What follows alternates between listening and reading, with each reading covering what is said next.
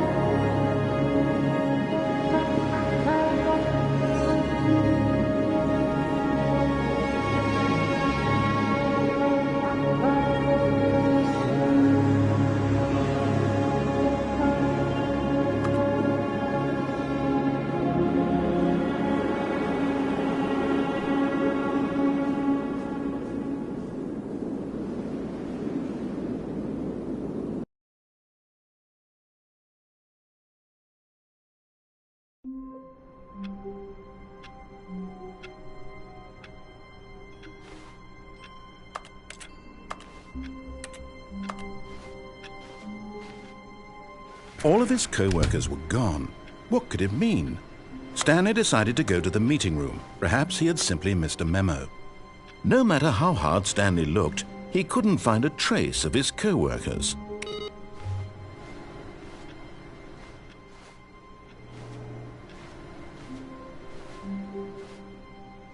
Stanley went around touching every little thing in the office, but it didn't make a single difference, nor did it advance the story in any way.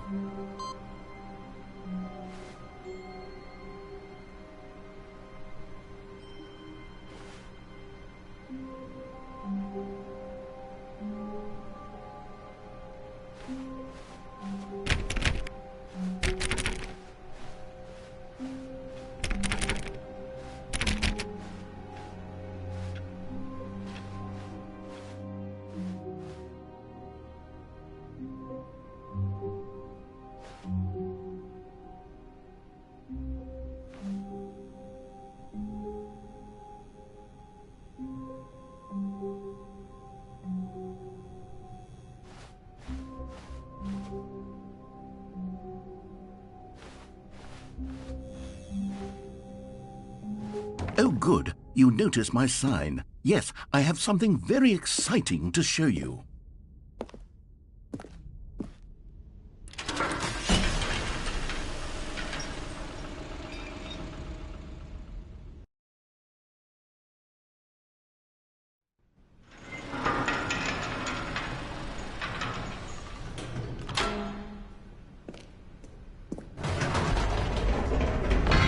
You see, Stanley, I've been reflecting on the Stanley Parable and about how roundly disappointing this ultra-deluxe version has turned out to be.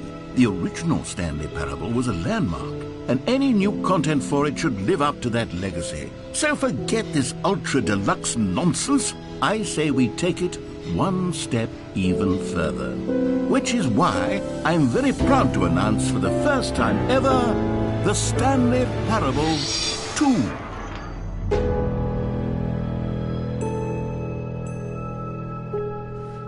Yes, you see, isn't this far superior to a measly port with a few minor additions? Think of all the new territory we'll cover with a fully fledged sequel, an entirely new experience, built from the ground up. Why, there are so many possibilities. It could go in so many different directions. This is what fans have truly been asking for.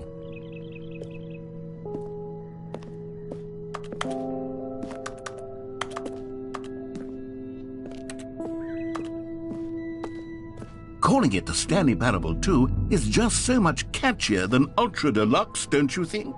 Ultra Deluxe? What does it even mean? But the Stanley Parable 2, now that's an artistic statement right there. It's future-oriented. It screams progress and innovation and long-term franchising potential.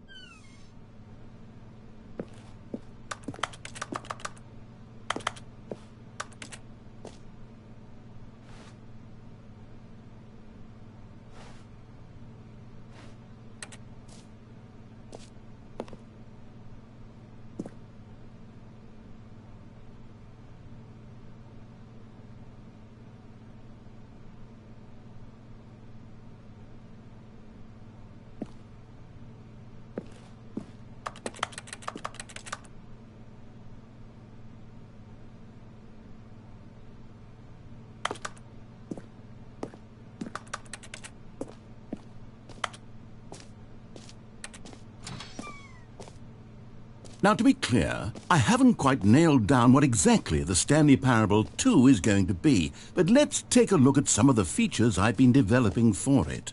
I figure that if I can loosely organize a handful of interesting concepts, that surely the game will sort of naturally spring up around them. It'll all work itself out. Game development is much more of a fuzzy magic than anything scientific or logical, really.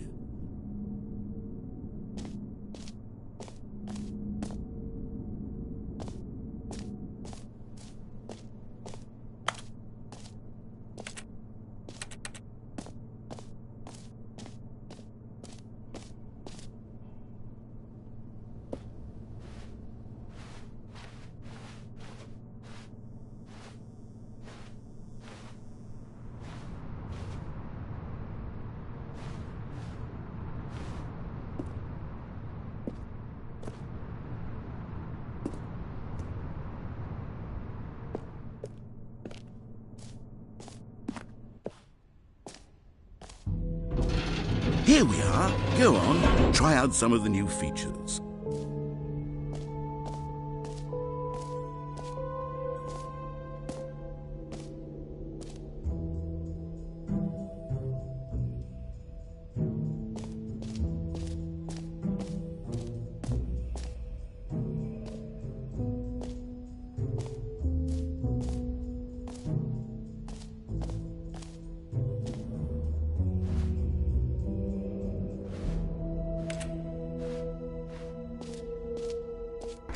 For the Stanley Parable 2, I asked myself, what do players really want?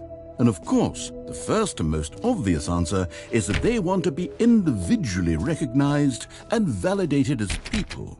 So with that in mind, my first addition to the game is this button which speaks the name of the person playing the game. Isn't that wonderful?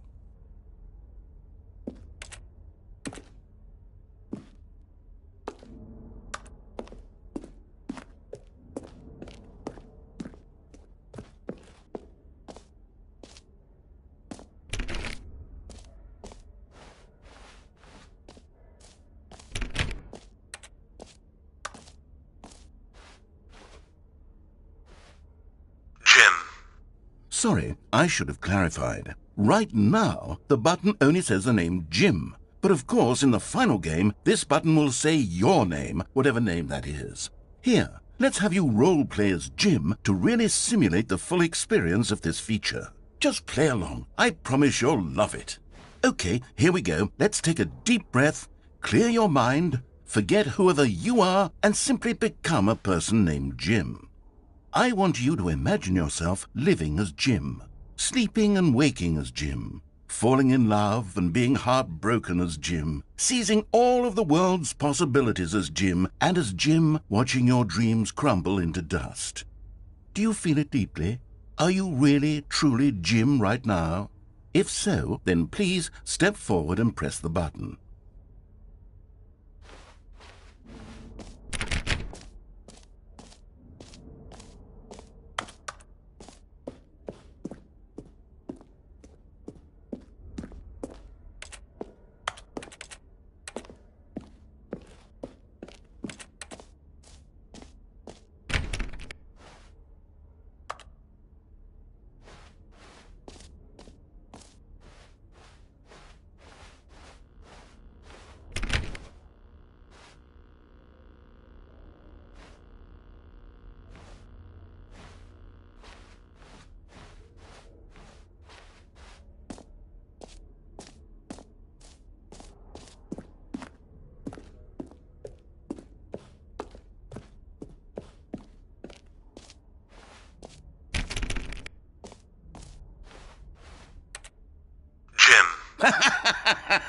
Yes! You see? What a thrill! What a rush! That was you! The button described you. Do it again. Do it again.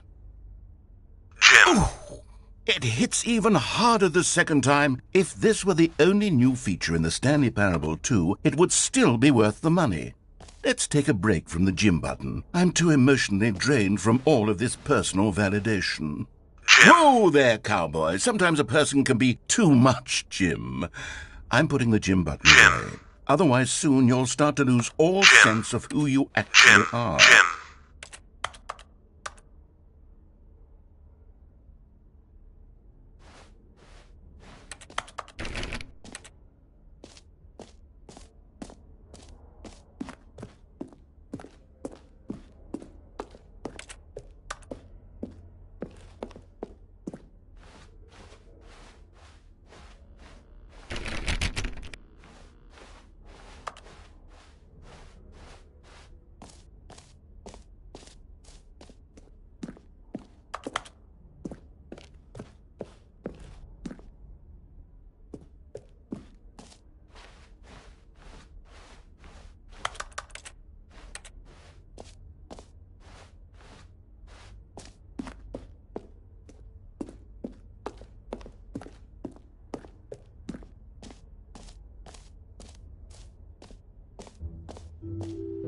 I suppose I could allow only people named Jim to play the Stanley Parable too. That would actually save me the work of finishing this feature.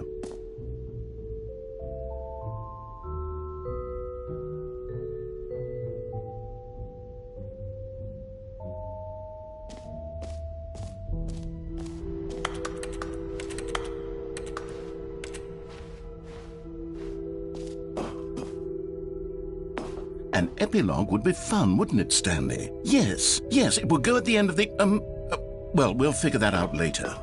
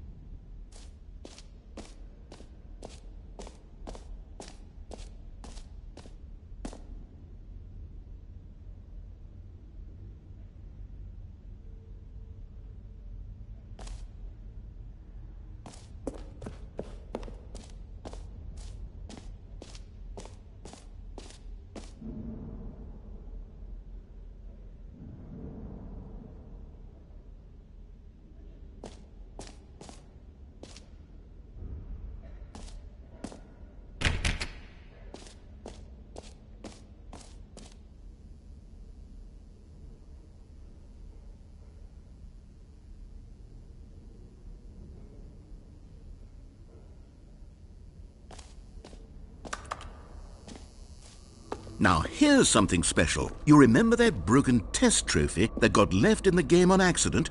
Well, I'm developing a technology to simply give you the trophy. Yes. You see, you'll come to this lever, and when you pull it, the trophy will be given to you. It's as simple as that.